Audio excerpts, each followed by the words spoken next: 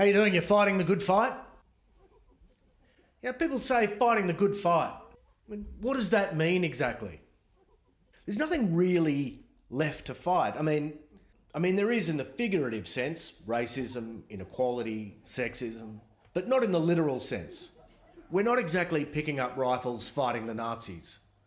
For me, my battle, fighting the good fight, is staying away from internet porn for like a day. And I equate that to storming the beaches of Normandy. Sir, we lost half the platoon. We're completely pinned down from all sides under heavy fire. Should we just fire up the laptops and maybe, jack off for like 15 minutes to, calm the nerves? No, son. We gotta keep fighting the good fight. But seriously, how are you? You fine? Everyone fine? Please don't say you're fine. Because if someone says they're fine, they are not fine. Fine is never good. I'll give you an example, I'll prove it. How was the sex? Fine. Oh, fine, was it? Okay. And how would you describe my penis size? Fine? Oh, it's fine. Okay. So everything's fine. Right. Now, what if I was to give you $10,000? How would that be? Oh, that'd be good. Right. Okay. So we're starting to see a difference between fine and good. Okay. So fine is not in fact fine. Never describe a man's penis as fine. Because men are obsessed with their penis size. To the point where we don't like women referring to anything in our orbit as little. And women know it. And that's why when things get nasty, suddenly everything is little. Oh, you're going to your little party with your little friends? Eventually a guy will break and say, it's not that small. You are referring to my penis, right? It feels like you're referring to my penis. I've never had any complaints about my penis. Well, not to my face. I have, however, received several written complaints. Dear Sean, last night, prior to sleeping with you, I was led to believe that your penis was substantial. Unfortunately, the reality, blah, blah, blah, blah, blah. Just screw that up, chuck it out. Probably for someone else. Say what you will about men, and you will, ladies, and you will continue to, but we don't return the favour and refer to your genitalia in derogatory metaphorical adjectives. You don't hear a guy saying, oh, you're going to go to your roomy party with your spacious friends? You're going to send a gaping text message on your cavernous phone? Finally, you girls will be like, I did not have an enormous vagina. Oh, you're going to send a pungent email? Right, that's enough. It's well documented that a guy's car is a metaphor for his penis. So what's the equivalent for women? I think you'd have to say handbags. That's why there are Louis Vuitton handbags for 30 grand, Dior 50 grand, Hermes $100,000 for a handbag. That's women saying, my vagina is magnificent. And quite expensive. Look at the quality, the style, the touch, the feel, the aesthetics. Look at the stitching. No, that's not right. Well, could be.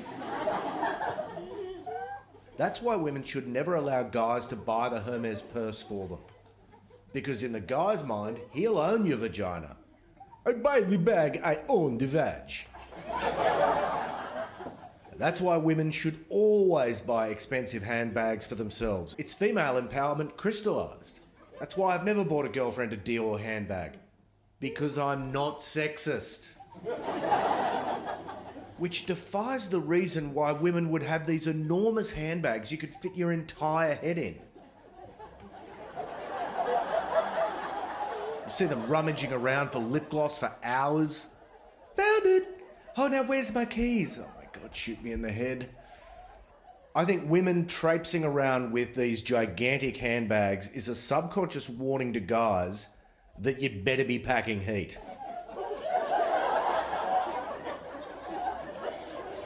Which is why I always gravitate to a woman who carries a clutch.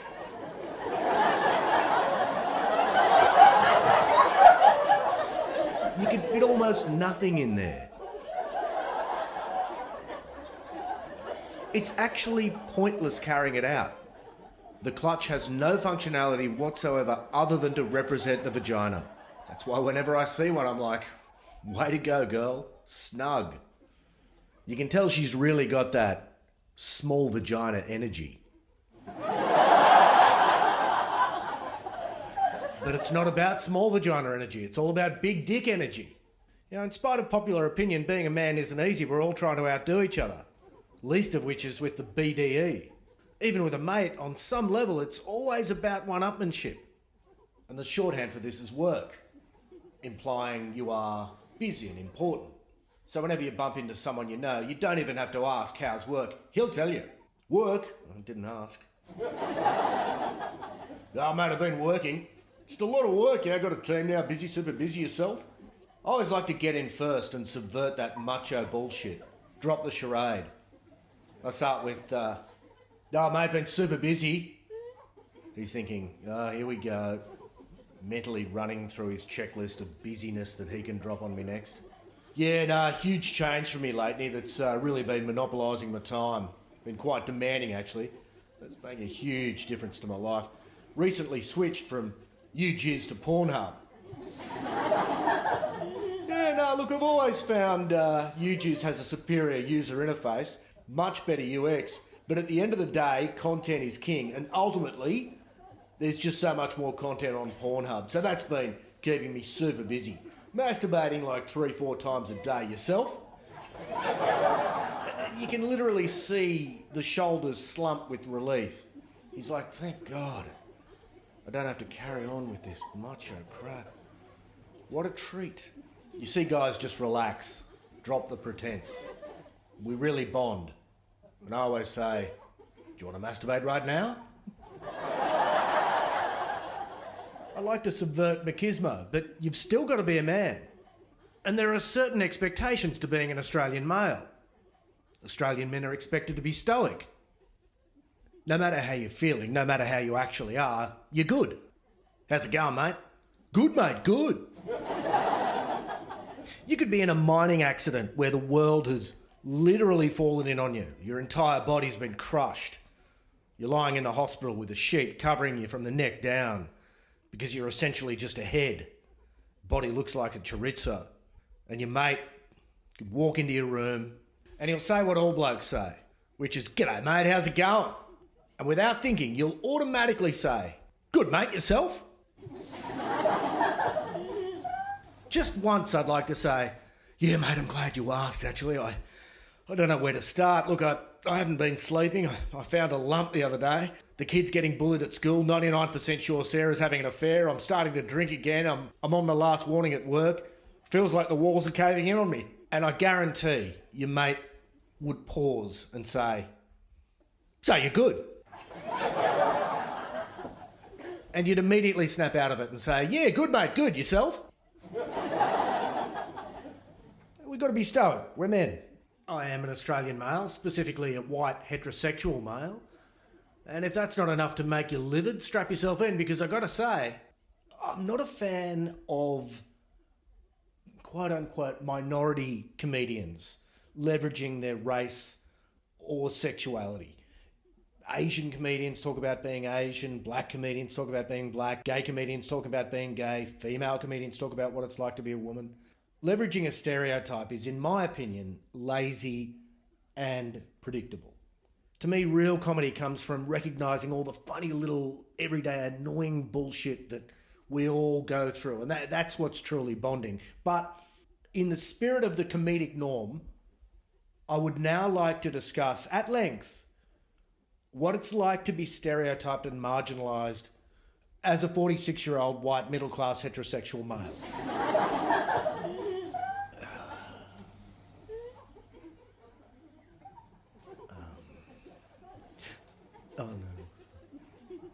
sure there was something. No, there was something. No, there was definitely something. Something the other day. No, hang on a sec. I've definitely suffered. Hang on a sec. Oh, yes. I walked past Maloney's the other day and this guy was offering samples of a new coconut-based yogurt. And I'm like, here we go. He said, sir, would you like to try it? And I'm like, buddy, I don't mean to be rude, but I got to call you out, man. Yeah, not all of us consume coconut-based products. He was shamelessly racist. He's like, but you're white. You're a middle-class white guy. I was so offended. I cannot leave the house without getting stereotyped. Damn this skin! 2 tourists walked straight up to me, like me. They beelined it to me and asked where a good coffee shop was in the area. And I'm like, do I look like someone who knows where good coffee is? And they said, well, yes, you do. So I looked them square in the eyes and said, take a right at the next block, can't miss it. I was walking down Oxford Street and this guy from out of nowhere asks me, of all people, if I'd like to join Fitness First. And I'm like, why are you asking me? Yeah, not all of us join Fitness First. Some of us go to Anytime Fitness. CrossFit. Hello, there's F45. Some of us don't even go to the gym. We like to exercise with a personal trainer in the park. How else do I suffer?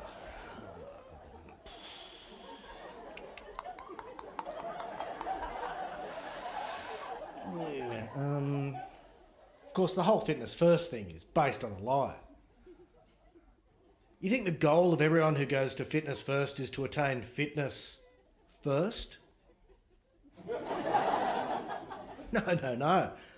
It's the same reason everyone goes to the gym. To look good, to get laid. And yes, it helps to clear the mind, stay disciplined, it's good to feel strong, but it's better to feel rootable. With that in mind, I'd like to see a radical new honest approach to fitness, called Fitness Fifth. A direct challenge to Fitness First. Because in the real world, fitness doesn't come first, it comes way down the line after sex and drinking. Look, maybe some survey somewhere indicated that a modern busy professional's needs, wants and priorities were primarily fitness related, but you get some neural implants and lie detector tests happening on those same degenerates, and I'll tell you the needs, wants and priorities ranked in order as the following: drinking, eating, sex, sleeping, and finally, way down the line, fitness. I see a glorious new honest approach to fitness, where you take the most logical path to getting laid. Have a drink, have a meal, move on to the sex. My vision, the first floor, a gorgeous open plan bar. Second floor, buffet. So now you've gotten nice and liquored up, had a lovely meal, you're in the mood. Then it's time to retire to the third floor, where there's a series of romantically themed rooms featuring king-size beds. Then it's time for a rest on the fourth floor, where there's individual sleep pods with sensory deprivation. And then finally, the fifth floor. If you choose to get there, which you probably won't, you'll find a busted mini tramp, a pair of rusted dumbbells and a broken old exercise bike. Fitness first, for my ass. But how dare that gentleman just assume I would go to Fitness First? This is just one of the many first world problems that I have to endure. And look, as a group we laugh at first world problems, but they're still problems. You take a tribesman from Kenya. You make him wait in a queue at Messina while someone's painstakingly picking out sample after sample after flavour after sample after flavour, trying one after the other, going, it's a little more tart than the last one, but maybe not as sweet as the one before. Something in the middle would be good. Have I tried? Oh, I have tried that, have I? I have tried that. Yeah, the third time Ainsley tries butterscotch, I guarantee you, this guy waiting in the queue, he's going to crack the shits. And keep in mind, we have transported him from Kenya, from abject poverty, to Messina that day. He's never even seen Messina before. He's not even aware of ice cream. This is his first world problem. This bloke, within seconds, is going to look over at Ainsley and just go... just under his breath. Translation? It's still butterscotch, Ainsley. If you made an Afghan goat herder use the office printer, he's going to be like, okay, and where's tray 2? Right, okay. And where's the paper? Right, okay. So Janice forgot to get the paper. Okay, so where's Officeworks? Oh, fuck my life. There is no more of a first world problem or pressure in the developed world than trying to bag your groceries at Aldi. There is a queue of people watching and their faces are virtually tapping their watches like,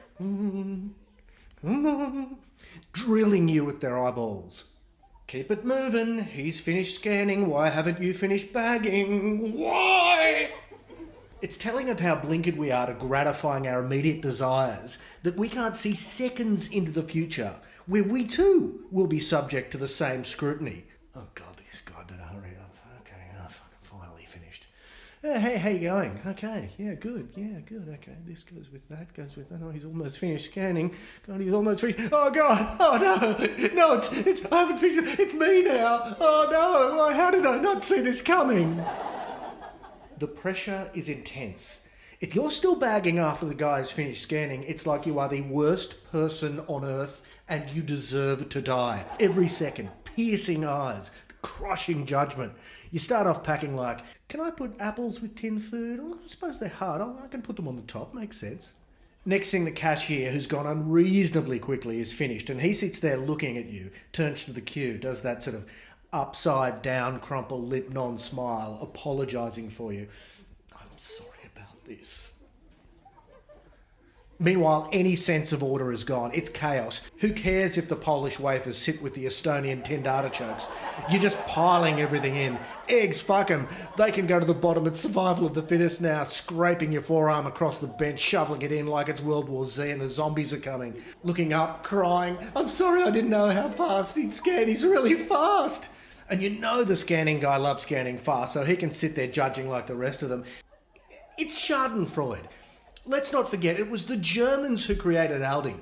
I don't think we can put it past them that the whole operation was designed for that moment, so Germans in the queue can look at some poor bastard at the checkout and go, I'm really enjoying this. Yeah. Finally you get home, still quivering, drenched with sweat, tell your partner about it. And they look at you and say, first world problems.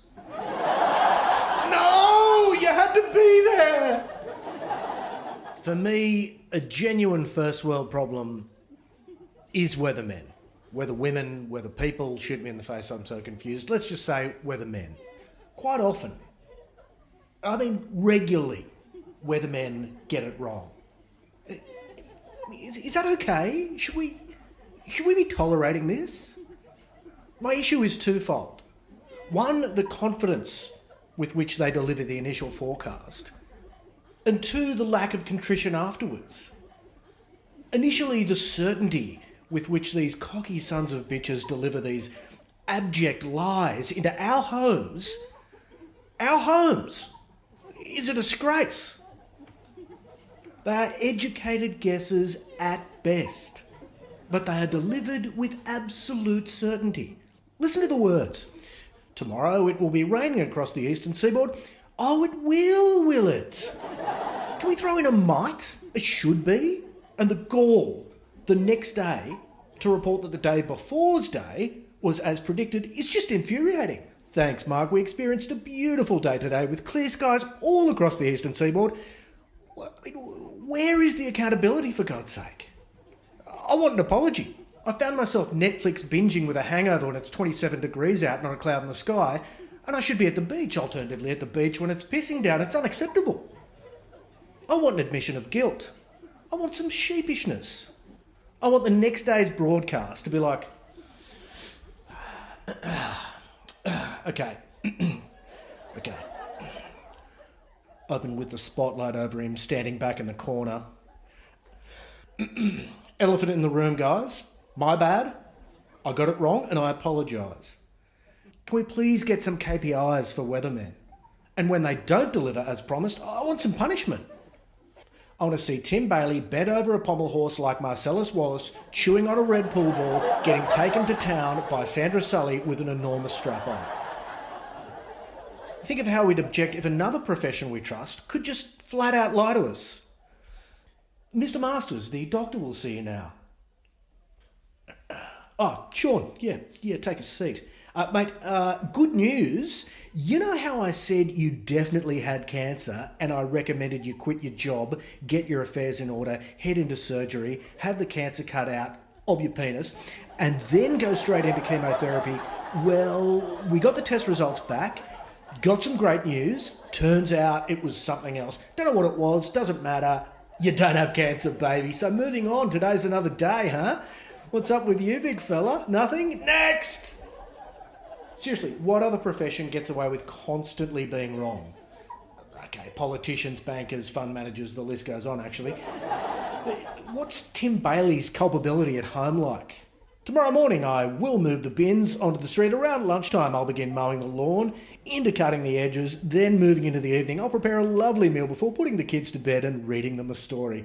Cut to the next day. Tim's just laying on his ass, watching Twister, Day After Tomorrow, and other weather phenomenon related movies. And his wife's like, what's going on, Tim? Then at dinner that night, a dinner his wife prepared, mind, Tim recaps on the day and he's like, well, I lay on the couch all day, which is not unusual for this time of the year. His wife's like, what the fuck, Tim? Every day with this. And I don't want this to become a personal attack on Tim Bailey, but I also don't want this not to become a personal attack on Tim Bailey, because if I hear drips and drops across rooftops and crops one more time, I will wrench the TV off the wall and shit on it. Tim Bailey's obsession with rhyming, it's got to stop. Over to the wall that's got it all in the fall, wearing a shawl, Aussie crawl, better call Saul, wish I was tall. The man has an undiagnosed condition and he needs help. Of course, Australia has been experiencing some real, actual problems lately. So what do we got? Drought, bushfires, floods, coronavirus, disasters, pandemics. Terrible time for us. Great time for sign language people.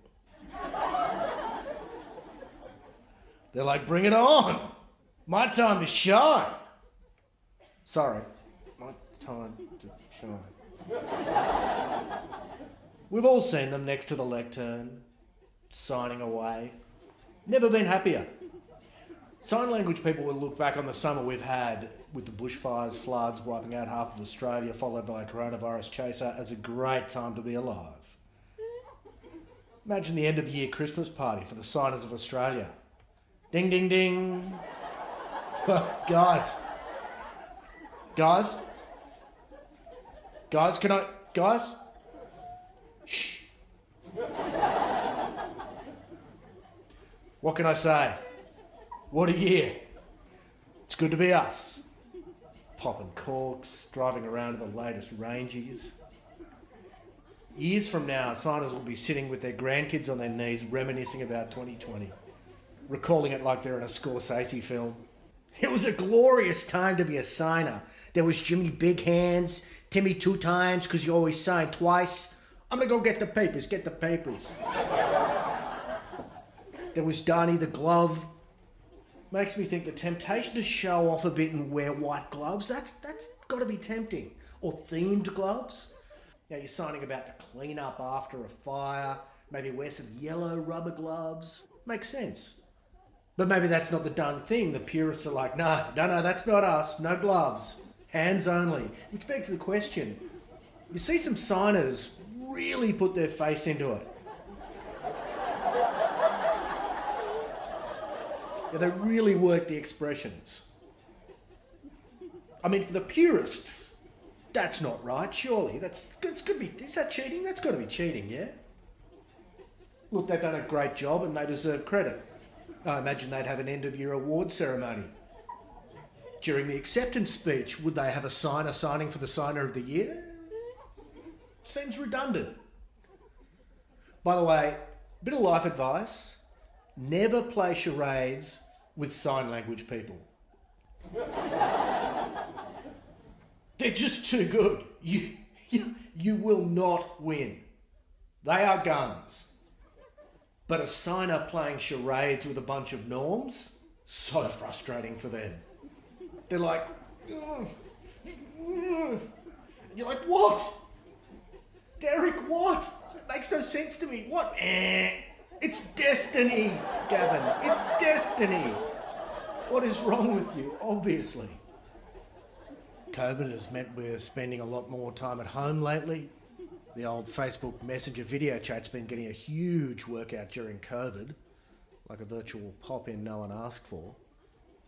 I mean, I get stressed enough having to reply to a text message. Can you imagine my panic every time one of these things comes down the pipe? I just immediately think, can I get away with not pulling my pants up here? But what makes the notorious Messenger video chat worse is that at the conclusion of that call, you know Facebook Messenger is going to ask you to rate the quality of that call. Seems a bit personal. Yeah, surely that's my business. Kind of mean. It's like Facebook, you know my mum's banter has never been great. Don't ask me to rate the quality of it, for God's sake. Now I feel like each call has to be funny and interesting. I'm acting like I'm Conan O'Brien. I'm like, pick it up, Mum, no dead air. Come on, no one needs to hear about the hydrangeas. I'm going to have to rate this. Really puts the pressure on. I'm going into each call with crib notes. Don't want to fluff my lines. Feel like every chat's going to be reviewed by David Stratton with its own Rotten Tomatoes score. You nail the video call. You're like, yeah, 5 stars. You call back on the regular phone. You're like, hey, great video chat. I think that really worked. But I do have some notes, though. Moral of the story, let's go back to standard text messages, people. Please. Ever received a text message at the same time as someone else, but neither of you are sure who it was, so you both check your phone at the same time? My God, that's a competitive moment. The pressure is intense, because only one of you is coming out the winner. You check your phone, you're the one who's got the message. Yeah! Come on! Woo! Goddamn, feel like making a speech. Very difficult at that point not to be smug. It's a real test of character not to sneak a look like, yeah, it's me. Yeah, I'm the popular one. Look at the message, laugh. Yeah, it's all day with this. You couldn't even begin to imagine. Look at you. Pathetic. Alternatively, you're the loser. Look at your phone. It's the other guy who got the message. Oh, God! Oh, no, the humiliation. 2 choices. Put your phone back in your pocket and deal with the shame like a man. Or you keep looking at the phone. As much as to say, you know what? Your text message reminded me of an important phone call I need to make. You nod to yourself like, no, that's right. Yes, I did need to make that call. I almost forgot. That text message reminded me. Well, thank you. I too am busy and important. So then obviously you supersede his text with a phone call. You pretend to press buttons and you're like, hey, yeah, it's me. How'd you go? Well, why not? But that's not how I instructed you to proceed. Yeah, no. Do you understand your actions have put the entire company in jeopardy? A company that I built from scratch, Jason. You know what, Jason? This is the last time. Pack up your things and don't be at the office when I get back. No, stop crying. Stop it. Now the guy who got the text message is like, jeez, all I got was a text message. That guy's taking names over here. Next thing you know, he gets another text message. You shoot him a look like, do you want someone else to get fired? He's too scared to answer. He's like, no, that's cool. Yeah, you're in his head. But look, simultaneous text messages are the least of our problems during the big lockdown. It can get depressing. You've got to keep your spirits up. So I thought I'd give myself a treat. Kind of felt like a cookie. Kind of lazy. Started searching online for cookies that home delivered. Got to a website that asked me to accept cookies.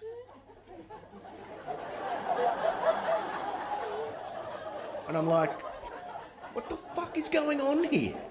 I obviously accept cookies. Why are you asking me to accept cookies, man? This is like your whole business. So I started to doubt whether I should accept cookies into my life. So I googled health food that home delivered. And that site asked me to accept cookies. And I'm like, what is going on? I thought you guys were about kale and shit. Why are you on the whole cookie bandwagon? Doesn't make sense. Walked out of the house, some Girl Scouts up the road were on a fundraiser. Asked me to buy some cookies, and I said to them, after everything I've been through this morning, I don't accept cookies. But they were like, please. So I kicked him in the head. But in all seriousness, imagine how frustrating the internet would be for the Cookie Monster. He'd be like, yes, I accept cookies. That's like my thing, man. I imagine he'd get pretty paranoid.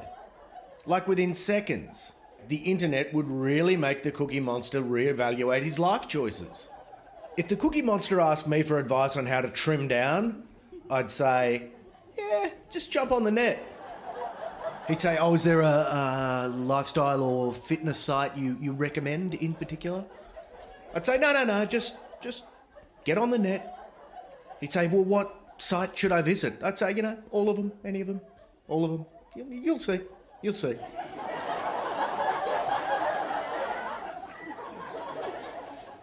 Should I move on? I've got another 2 hours of cookie jokes. No, I thought I'd really treat myself. Called up an escort agency.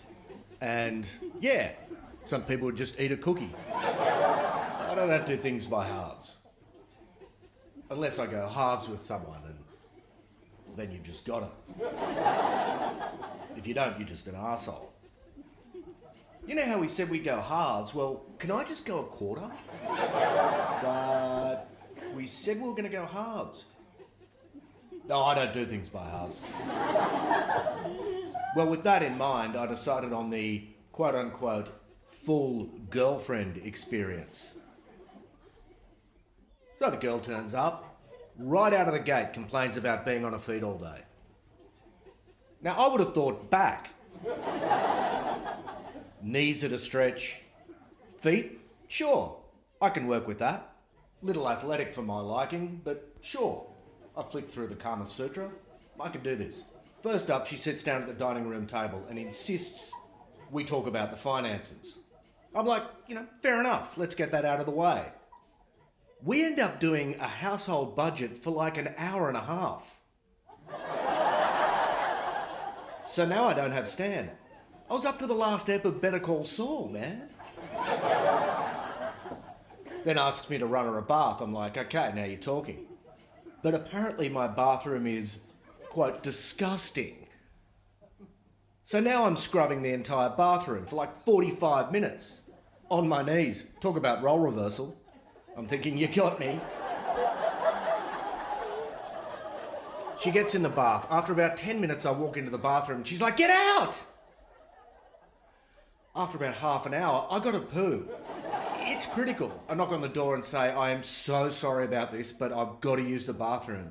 She's like, that's fine, babe. I'm like, no, it's not just a wee. Again, that's fine, babe. So she's in the bath and is like alarmingly okay with it. I keep apologising. She's like, don't be silly. As she's telling me all about some woman at a work called Janice in finance who never says hello. I'm thinking, okay, so she works an office job as well. Good for her. Eventually she comes out of the bathroom wearing a full mud pack. Where did she even get that? Sits down next to me and gets on the phone to her sister for an hour. I'm trying to watch Netflix. And she keeps asking me to turn it down. Finally I crack it. I'm like, this is my house. She's like, babe, this is our house. Then gets all in a huff. She says, I'm going to bed. Is that a good thing? I'm totally confused. I let her settle in, get upstairs. She's holding my mobile. There's a message notification on it. She's like, who's hot blonde clock girl? So we get into a big thing. Finally, she rolls over. I go in for some spooning action. She takes off a sleep mask and is like, "Excuse me?" Passes out, snoring like a lawnmower all night. During the night, I call up to complain. Turns out, not only did I get the full girlfriend experience, I got the platinum package. Madame Victoria was adamant that this girl was the real deal. Next day we went to IKEA, got some new blinds, then shopping for heels, then a Sisters for lunch. Great little day, actually. No, truth is I don't have to pay for the girlfriend experience when I have the real life girlfriend experience. Look, anyone who's been in a relationship knows things aren't always perfect. And when your partner says fine, once again, things are not fine. Fine. That's fine. That's fine. Even when I win an argument with my girlfriend, I lose because she says, "Fine, it's all my fault." And I'm like, "But it is." Rubbish. Of course I don't say that. I say, No, it's not your fault. Meanwhile, the inside of my head is screaming, "But it is!" It's witchcraft. How do women do this to us? And I wonder, would that work for those Women Who Kill on Netflix, who've just received a guilty verdict? Seen them? Intriguing, terrifying, fascinating women. I find myself crossing my legs at some point early on, always with an "it's" surname. The judge, all lofty and powerful, about to deliver his verdict, looks down. "Sandra Bogdanovich, I find you guilty." Sandra looks up. "Oh, fine. It's all my fault then. And I sentence you to..." Sorry? I said, "Oh, fine. It's all my fault then." "Oh, well, it's not all your fault, I guess." Well, judge completely folds. And to be fair, a lot of female defendants facing murder charges do get it knocked down to manslaughter.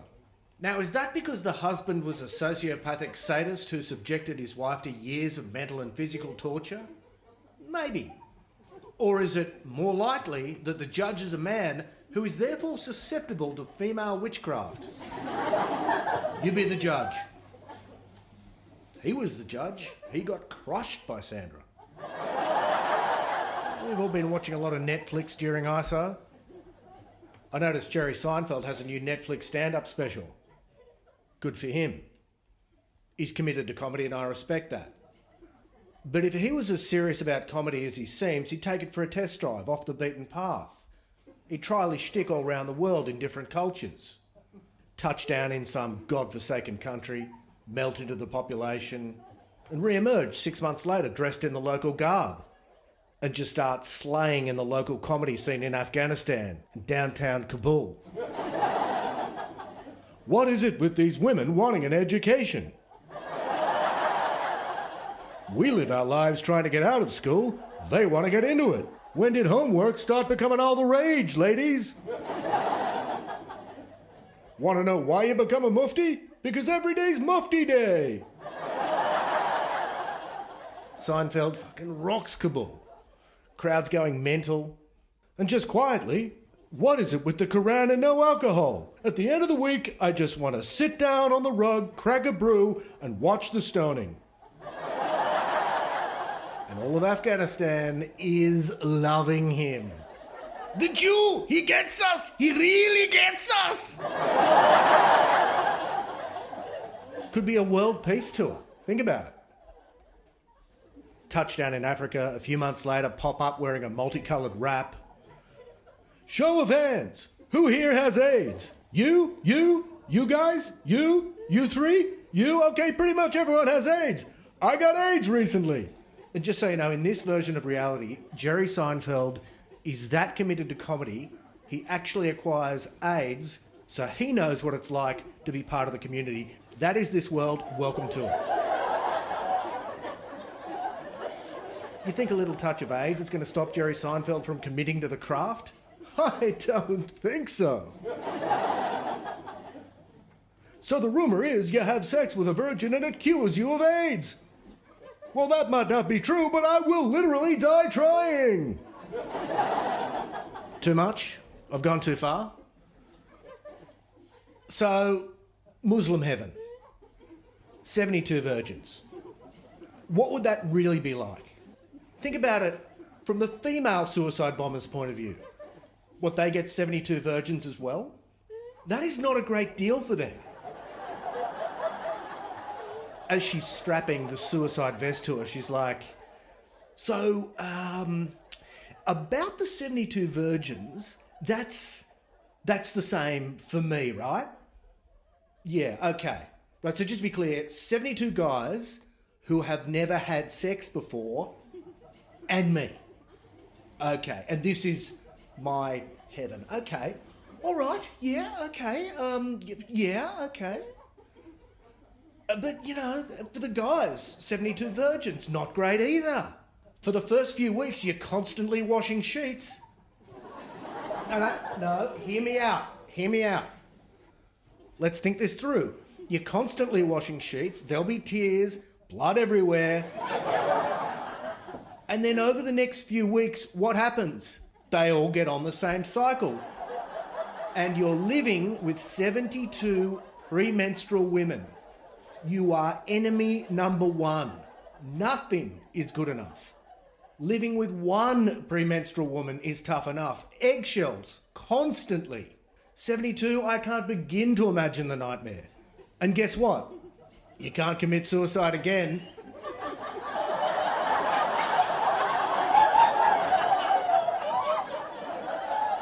And speaking of the Islamic religion, I was getting a coffee the other day. If you live in a city in Australia, you'll have noticed there's a coffee shop on every corner. Like, every corner. Which makes life difficult if it so happens that the coffee you prefer means you have to walk from your house past another coffee shop and that guy can see you. That is a torturous way to begin your morning every morning. Maybe it's the Catholic guilt born into me. But I see that guy in the window, the machine's right there, overlooking the street. He's staring at me, I know he's staring at me. I kind of feel like having a sit down, explaining the situation. Mate, I've been going to Felicity for years, she knows my order, we got a rapport, it's not you, it's me. I'm just one mouth, there are plenty more mouths. It's torture. I skulk past, consumed with guilt, try to disguise myself, wear a hoodie. I know he can still tell it's me. So I walk around like 7 blocks just to avoid him. It's like a 45-minute round trip to get a coffee. And I can't live like this, so what do? I step up my disguise game. And I do what any of you would do. I start wearing a hijab. Like any of you would do. Just so I can have a coffee. And this is where my Catholic guilt has got me. I'm now wearing the opposition jersey. I'm wearing a hijab. Can't see shit. Get lost. Walk completely the wrong direction because I got no peripherals in that thing. And I end up in a mosque. Next thing I know, I'm being vilified on a current affair. Which I take offence to. Then kind of like legitimately convert and take up the cause of the Islamic religion because, you know, fuck a current affair. End up fighting for ISIS just because I wanted a coffee. Was waiting for a coffee the other day, saw a woman who looked completely normal, if not a touch scruffy. Like she'd been binging Ozark in Tracky Dacks and felt like a walk and thought, should I change? Nah, fuck it. But ostensibly normal, like 30% scruffy.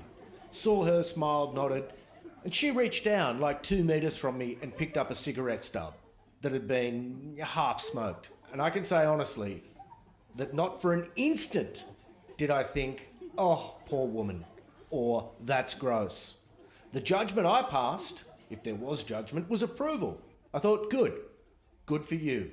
Because how fucking expensive are cigarettes? In fact, how fucking expensive is everything in Australia? What did she just pick up off the footpath there, like $4? Maybe not, but it'll get there. Of course she picked it up, why wouldn't she? Australia is appallingly expensive. It's absurd. And never is that jammed into you more clearly than after a little jaunt to Bali. You're getting blitzed on the beach on 50-cent bintangs, get back to Sydney, order a schooner. How much is that, mate? It's $10, mate. What? It's like being punched in the face. $10. Oh, but it's got that sort of special stuff in it. It's like a magic beer, you know, with the mushrooms. Oh, what? Sorry, no mushrooms? Oh, it's just a beer? $10, if you're lucky, almost pass out. And we put up with it. You think that shit would fly in Europe? You think the French are tolerating that? You've heard of the yellow shirt movement. You know what started that? Because the government raised the tax on petrol by like a little bit, and the people felt that the burden of that tax fell too heavily on the lower and middle classes. And over 3 months, the city burned. 1,700 people injured, 1,000 police injured, people blinded, lost limbs, 11 people died. They almost burned Paris to the ground. Molotov cocktails everywhere. If we wanted to protest with Molotov cocktails, we couldn't afford the spirits to create said Molotov cocktails. Get a Frenchie in a Sydney bar, serve him a cocktail, see what happens. C'est combien? How much? Oh, mate, that'll be $24. Excusez-moi? Next thing you know, you've got a Molotov cocktail. Meanwhile, in Australia, every year, tax goes up on beer and cigarettes, and we're like, oh, well. I guarantee you in Canberra, they're like, can we do this again? Yeah, I think they'll pretty much put up with anything. You hear these nerdy politicians constantly referring to the pub test. Well, I put it to the senator that simply does not pass the pub test. Well, I put it to you, buddy. When was the last time you were in a pub? Doing some heavy lifting, day drinking on a Saturday. I mean, does anyone really know what the pub test is? For me, the pub test is about shouting your mates when it's your round without exception, remembering the order, not cutting in on someone at the bar, having your money ready, ladies, no digging around in the purse, being able to drink 14 schooners, still managing to get served without being told you might need a water, managing to walk home, finding your way into bed, not waking your partner, and if you do, successfully bullshitting that you had a thoroughly composed evening, diverting the blame to a mate. Honey, is that you? What's the time? Oh, I think it's just after 12:30. How's your night? Oh, it was good. Mike wanted to carry on, but I told him and the boys enough was enough, so called it a night. She says, why are you talking in that funny voice? What voice? What voice? Can you imagine the totally out of touch straight politicians of today taking that test? Oh, is it my round? Sorry, who was having what? I mean, I think that's a pub test politicians should take, because I'd vote for that guy. In fact, we already have voted for that guy. His name was Bob Hawke. Only in Australia, absolute pisshead. Yeah, we're a nation of pissheads. I myself don't mind a drink, but I do the right thing. I recycle my bottles. I am an environmentalist. I'm in full support of recycling, and when the Earth finally dies, I will lay on my deathbed, which will, of course, be the Earth itself, along with the rest of humanity, and say, well, I recycled. Did everything I could. Eco-warrior. What do you want from me? The government has instituted the Return and Earn initiative, which is a good thing. Get 10 cents for each bottle. And as an eco-warrior, I applaud that. But there is one setback. The problem with being a borderline alcoholic, also known as an Australian male, and there are plenty of us, is that I fall victim to a recent phenomenon we've all witnessed, known as the rise of the bottle monster. You know them. Bottle monsters roam the earth on bin night, foraging for bottles to recycle and earn a pretty penny. And just to be clear, everyone's got to earn $1. It's more honourable than, I don't know, being a financial advisor for CommBank. I don't begrudge them. But the issue is the clinking. Quite often these wonderful creatures come out on bin morning as your neighbours are heading to work. And they reveal all your sins to the world. Every clink like a dagger to your self-esteem. Sweet Jesus, the shame. Which of course leads to a shame spiral, hence more drinking, hence more bottle monster raids. Because they'll rummage through your recycling bin revealing the following. Long neck of Tooheys new, another long neck of Tooheys new. Oh, a long neck of Tooheys new. But what's this? It's the appropriately named Precious Earth Shiraz. A full $2.99 at Aldi. Well, hello, big spender. Now, where was I? Long neck of Tooheys new. Now it's at the stage where I'll be in Aldi reaching for a $3 bottle of Shiraz that is totally drinkable, mind, and I'll be dissuaded from the purchase, not because of the judgment of the fellow patrons in Aldi, because, you know, we're all in Aldi, but I'll think, how will this present when it's inevitably displayed in front of the entire community on bin morning? Oh my God, the reprobate in 57 bought a case of Aldi wine. What a bum. And this goes on for several minutes until said bottle monster is waist deep in the bin foraging for the 80th longie, as if I'm simultaneously an ad for and a public service announcement warning against Tooheys new. Meanwhile, I'm cowering in my upstairs bedroom, peeking out through the blinds, pointlessly going, shh, trying to somehow mind meld with the bottle monster as if he'll miraculously look up and go, oh, sorry, is this embarrassing for you? I'll try to keep it down. Which we all know is impossible. You can't stop the clinking. As the tide will rise and fall, so will bottles of booze clink. Because who amongst us hasn't put out bottles of booze with extreme caution, carefully placing them into the bin to avoid the telltale clink? Impossible. You try separating them in your fingers, nestling them against your torso well separated, placing them in corners gently, occasionally buffering with a spread of tactically crumpled newspaper to cushion and absorb the clink. Or maybe if I tie them all tightly together in a plastic bag. Nope, clink. And whenever there's a clink, it's like you're on some sick game show of your own making, and there's an enormous buzzer that goes, ah, busted. You look up. Did anyone hear that? Of course they did. Of course they did. You can really feel the judgment. All those admittedly delicious symbols of self-medication on show in full view of the neighbourhood. Sometimes I'll even go to the extent of wrapping each bottle in its own newspaper in an effort to hide the clink guilt and throw the bottle monster off the scent. But of course this has no effect whatsoever. In fact, it only elongates the torturous process, such that the bottle monster now has to individually de-wrap each bottle.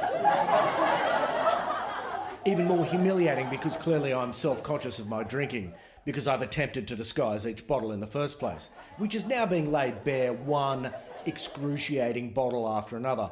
The only saving grace is that I'm in the upstairs bedroom trying to tell myself that for the bottle monster, it's like it's Christmas, unwrapping 80 different yet identical presents. Oh, and what do we have here? It's an empty long neck of Tooheys new, just what I always wanted. It's like a public pantsing. The bottle monster may as well smack my bare ass while they're at it.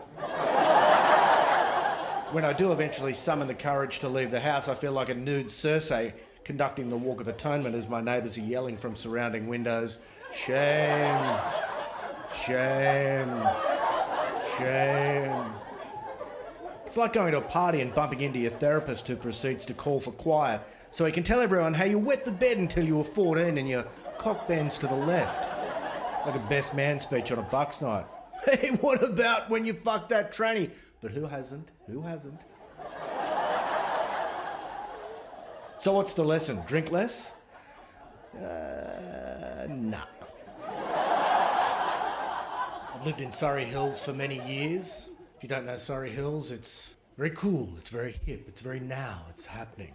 When I first moved in, I was one of 5 heterosexual guys who lived in the area, which was nice. We'd get together on the second Wednesday of every month and play cards and just be guys, you know? There'd be pictures of Pamela Anderson up on the wall, we'd drink from long necks, and at the end of the night, we'd fuck. It was fantastic. Very bonding. No, I am in fact a heterosexual man. There's a movement currently that states that being gay is a choice. Well, I can prove to you it's not. Because if being gay was a choice, I would choose to be gay. Imagine it, you and the BF watching the footy, both holding a beer, lazy hand job with the spare hand. You get into it, start 69ing, still watching the footy. Look up at the same time. Oh, ref, come on! Talk about a bonding experience. Who wouldn't want to live like that? Ever watched a game of footy with a girlfriend who's not into it? The inane comments. So frustrating. Oh, look, they've all got different coloured fluorescent shoes. That ref's got nice legs. What? What are you talking about?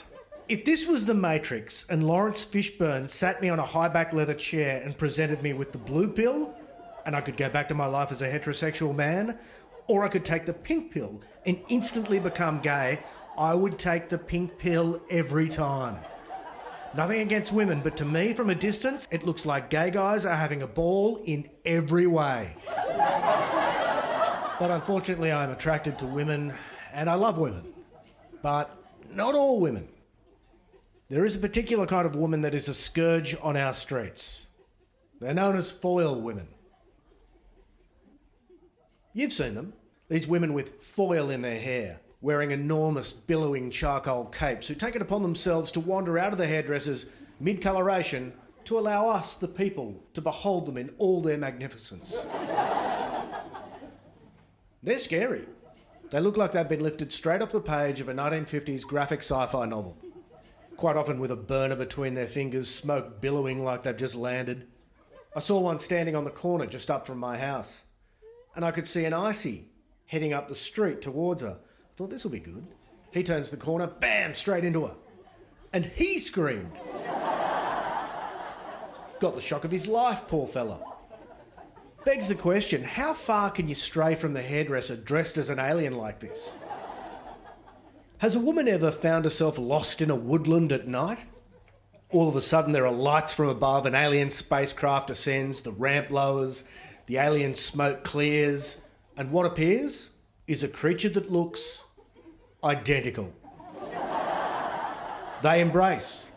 Now, naturally, the aliens possess vastly superior technology and can dominate all of humanity on a whim, but instead of wiping us out immediately, they begin bonding with all the foil women who, in the chaos of multiple alien spacecraft landings, have found themselves stranded outside hairdressers wearing enormous black capes with foil in their hair, who the aliens now see as their kin. And these foil women become the ambassadors for humanity, the conduit between human beings and the alien race, to effectively become our leaders. Not necessarily a bad thing, because statistically the majority of foil women are mothers. And mothers get shit done. So we can relax in the knowledge that humanity would become a lot healthier. We'd all learn to eat our greens, get to bed early, wouldn't forget to brush our teeth. But unfortunately for us, most of these women are what's known as Karens. Mother of three in private schools, blonde, owns a Volvo, annoying as hell, currently on the phone speaking to the manager. Essentially self-entitled white women. So now we've got a bunch of Karens running the globe. I mean, it's definitely what they always wanted, but what about us? Because we're all aware of the wrath of Karens. We know they're ferociously active members of the community, but now they'd completely have their way with us. There'd be mandatory extending of already enormous playgrounds for their children, widening of footpaths to accommodate their already enormous prams. Now their prams have aliens in them. Karen's dominating the footpath. We're terrified. It's basically humanity's worst nightmare. So I want to stop it before it happens. I want the council to remove these eyesores from our streets. I mean, honestly, I'd rather look at an upturned bin. I see a glorious future where a council ute has a whole bunch of Karens tied up in the back, still yapping on the phone to the council. Yes, I was on the phone to council insisting I need a wider footpath for my pram when suddenly I was abducted and manhandled into a ute. This is completely unacceptable. Yeah, please hold.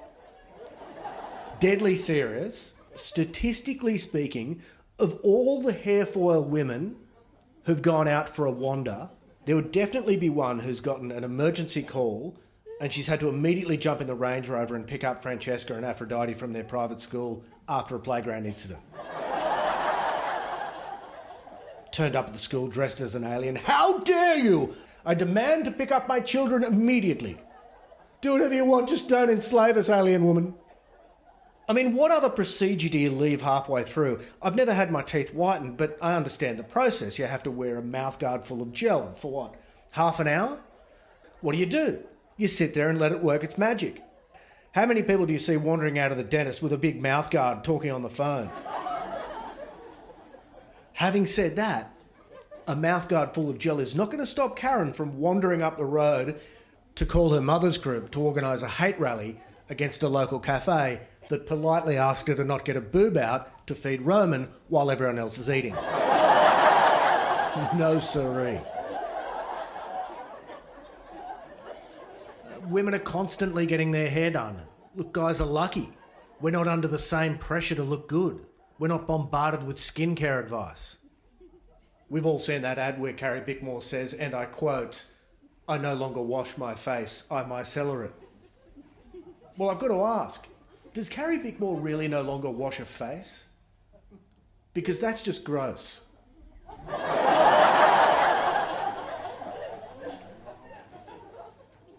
I mean, what if a bird shits on Carrie Bickmore's face when she's at a picnic and she's out of my cellar? You're sitting on a blanket. Carrie, when you deliberately said Qantas instead of Qantas, oh my God! Carrie, a bird just literally shat all over your face. That is disgusting. You've got to get that shit off your face. And I mean, literally, you've got to get that shit off your face. Carrie immediately begins feverishly rummaging around a purse looking for my cellar. Damn, out of my cellar. So gross. Carrie, here, please just use my bottle of water. She looks up slowly. God damn you, Sean. I told the people of Australia I no longer wash my face, I only micellar it. And I stand by that. And right now, I'm out of my cellar. The shit stays. Look at me. I don't want to. Look at me. What am I? A presenter? I'm a journalist, goddammit. How can I read the news to the people of Australia, then lie to them about the life decision I've made to no longer wash my face, only micellar it? This goes on for about 45 minutes. Carrie looks at her watch, late for the project. Oh my God, no time for the makeup chair, straight onto the panel. Good evening, it's the 8th of June and making the news today. Good people of Australia at home. Oh my God, is that? Honey? Honey, come in here for a second. I want to just have a look. What's that? Yeah, no, I'll call him. No, I said I'll call, and I'll call. I just didn't get a chance today. No, I promise. No, I will call. I will. Yeah, I know. I said, look, I'll call. I know. I said I'll call, and I'll call. I just didn't get a chance today. I promise. How's this? If you come in here and check out Carrie Bickmore on the project, I will call immediately. Is that a deal? Fantastic. Can you see? I mean, am I making this up? Is that, oh my God, is that not bird shit on Carrie Bickmore's face? That is totally shit all over Carrie Bickmore's face.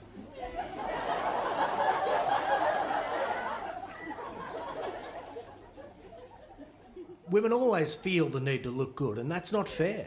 I enormously respect the effort they put in, but I do draw the line. Whenever I see a woman putting on makeup on the bus, I'm like, what's wrong with us?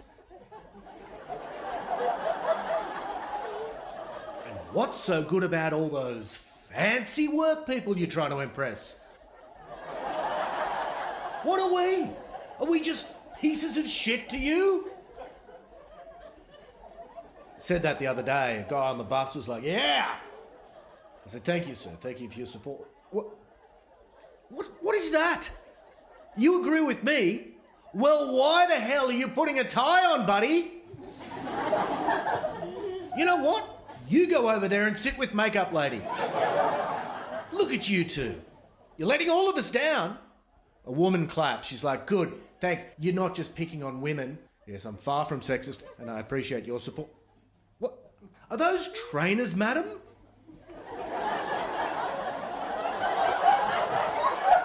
White trainers with a black skirt and stockings? Have you lost your mind? And on a bus? It's bad enough out there on the street, but on a bus? What is it with you three? You sit with them. Just because we're on a bus doesn't mean we can behave like animals, people. Standards, self-respect, please. Don't you hate it when you get on a bus with a hangover and wind up sitting in front of some judgy old guy shaking his head at you? And you think to yourself, What's your problem, mate? Don't judge me. And he keeps looking at you, shaking his head. So eventually I'm like, have you got a problem, mate? What does he do? He just sits there, still shaking his head. And then I'm like, Parkinson's. Damn it! Parkinson's strikes again. So you have to get off at the next stop. The humiliation. I mean, you just have to. Doesn't matter where you are. So now I'm totally stranded, and I deserve it. Walking along, shaking my head, thinking, I'm such a piece of shit. Now I'm just walking to wherever, so disappointed with myself, shaking my head. People walk past me and they're like, Parkinson's. Such a young age, poor guy. No, I thought to myself, God damn it, I deserve fake Parkinson's. Kept walking along, shaking my head, thinking to myself, Jesus, I'm a dickhead. This guy walks past me and says, what's your problem, mate?